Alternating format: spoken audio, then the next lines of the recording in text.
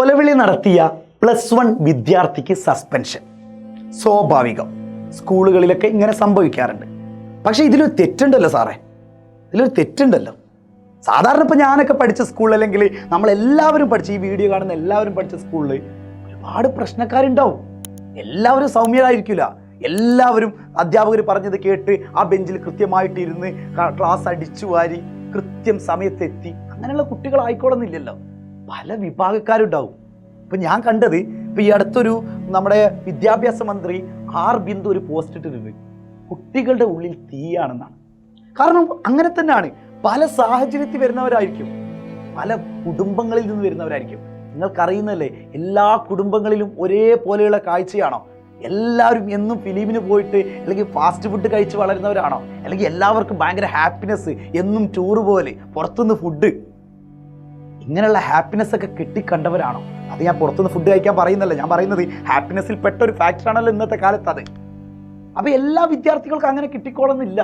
പല വിദ്യാർത്ഥികളും ഉണ്ടായിരിക്കും. അത് മനസ്സിലാക്കിയിട്ട് അവരെ ചേർത്ത് നിർത്തുകയല്ല വേണ്ടത്.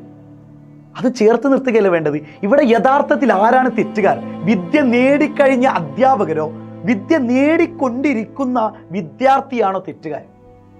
നമ്മുടെ സൊസൈറ്റി ഒന്ന് വിലയിരുത്തട്ടെ. ഇവിടെ വിദ്യാർത്ഥി ചെയ്തത് തെറ്റ് തന്നെയാണ്, 100% അതിനോട് യോജിക്കുന്നുണ്ട്. പക്ഷെ ആ തെറ്റ് തിരുത്തി കൊടുക്കലാണ് നമ്മളുടെ ഒരു ഉത്തരവാദിത്തം. അതല്ലേ വിദ്യ നേടിക്കഴിഞ്ഞെന്ന് സ്വയം വിലയിരുത്തപ്പെടുന്ന ഈ അധ്യാപകർ ചെയ്യേണ്ടത്. ഇപ്പം ഞാനിപ്പോൾ പൂർണ്ണമായിട്ട് വിദ്യ നേടിക്കഴിഞ്ഞവരല്ല. പക്ഷെ എന്നിരുന്നാൽ പോലും നമ്മളെ കണ്ടിട്ട്, അല്ലെങ്കിൽ നമ്മളെടുത്തിട്ട് രക്ഷിതാക്കൾ ഈ വിദ്യാർത്ഥികളെ വിടുമ്പോൾ അവരെ ഒന്നെങ്കിൽ രക്ഷിതാക്കൾ പറഞ്ഞതിനേക്കാളും ഒരുപക്ഷെ ഒരു വിദ്യാർത്ഥി കേൾക്കുന്നുണ്ടാവും ഒരു അധ്യാപകൻ പറഞ്ഞാലായിരിക്കും. അത് പറയുന്ന രീതിയുണ്ട്. മുടി വളർത്തിക്കഴിഞ്ഞാൽ ചിലപ്പോൾ സ്കൂളിൻ്റെ അച്ചടക്ക ലംഘനമായിരിക്കും മുടി വളർത്തി കോലത്തിൽ ഒരു കോലമില്ലാതെ വരുമ്പോൾ. പക്ഷെ അത് പറയുന്ന രീതിയുണ്ട്. എടാ, നിനക്ക് മുടി ഭംഗിയുണ്ട്, ശരിയാണ്, പക്ഷെ ഇങ്ങനെ ഒന്ന് വെട്ടി നോക്ക്, ഇതൊന്ന് ചുരുക്കി വെട്ടി നോക്ക്, ഒന്നും കൂടി ഭംഗിയല്ലേ. എടാ, നീ ഒന്ന് ഷർട്ട് ഒന്ന് അയൺ ചെയ്ത് നോക്കാം, ഒന്നും കൂടി നിനക്ക് ഭയങ്കര ഭംഗിയാണ് അത് ഷർട്ട് അയൺ ചെയ്ത് വരുമ്പോൾ. അല്ലെങ്കിൽ നീ എപ്പോഴൊന്ന് സ്റ്റഡി ആയിട്ട് നിന്ന് നോക്കാണ്, അല്ലെങ്കിൽ ആ ടൈ ഒന്ന് നേരൊക്കെ കെട്ടി നോക്കാം, ഒന്നും കൂടി ഭംഗിയാണെന്ന് നിന്നെ കാണാൻ. അല്ലാതെ 2 കൊടുത്തിട്ട് ടൈ എന്താ ഇങ്ങനെ വളഞ്ഞിട്ട്. ആ കുട്ടിക്ക് ആ അധ്യാപകന്റെ മേലിൽ എന്നും ഓർത്തിരിക്കാൻ പറ്റിയ ഏറ്റവും നല്ല അനുഭവം ഏതായിരിക്കും അറിയോ? അന്ന് തല്ലിയതായിരിക്കും. ഈ കുട്ടീനെ സംബന്ധിച്ചൊന്ന് ആലോചിച്ച് നോക്കുക നിങ്ങൾ. ഈ കുട്ടി എന്നും ഓർത്തിരിക്കല് ആ അധ്യാപകരുടെ കാര്യമായിരിക്കും. ചിലപ്പോൾ അധ്യാപകർ അവൻ നന്നായിക്കോട്ടെ എന്ന് വിചാരിച്ച് ചെയ്തതായിരിക്കും.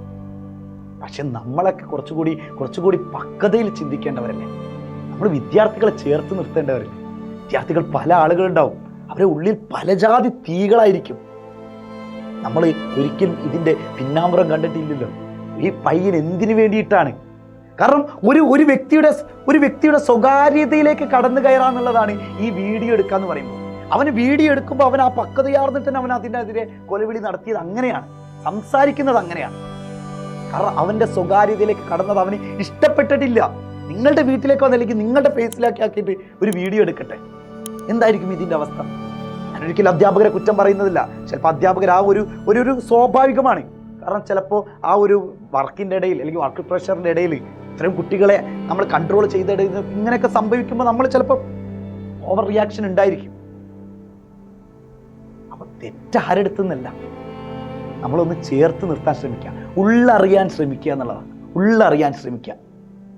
ചിലപ്പോൾ ഫോണ് കൊണ്ടുവന്നതിൻ്റെ പേരിലാണെന്നുള്ളതാണ് അവിടുത്തെ ഒരു കേസ്. എന്തിന് കൊണ്ടുവന്നു, എന്തായിരുന്നു വിഷയം, ഒന്ന് സംസാരിച്ചാൽ തീരാവുന്നതേ ഉള്ളൂ. ഫോണ് കൊണ്ടുവരൂ, സ്കൂളിൻ്റെ ചില അച്ചടക്കത്തിൻ്റെ ഭാഗമായിട്ട് ഫോൺ കൊണ്ടുവരാം, ശരിയാണ്, കൊണ്ടുവരരുത്. സ്കൂളിൽ ഫോണ് പാടില്ല എന്ന് പറഞ്ഞാൽ ഫോണ് പാടില്ല, അത് തന്നെയാണ് നമ്മൾ മനസ്സിലാക്കേണ്ടത്. ഫോണ് കൊണ്ടുവരാൻ പാടില്ല. പക്ഷെ കൊണ്ടുവന്നത് എന്തിനാണെന്ന് ചോദിക്കേണ്ടത്.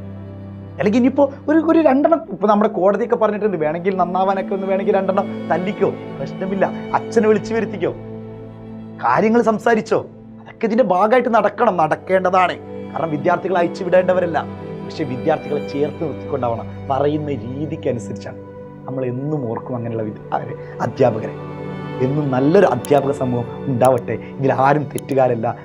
നല്ലൊരു സൊസൈറ്റിയെ വാർത്തെടുക്കാൻ കഴിയട്ടെ.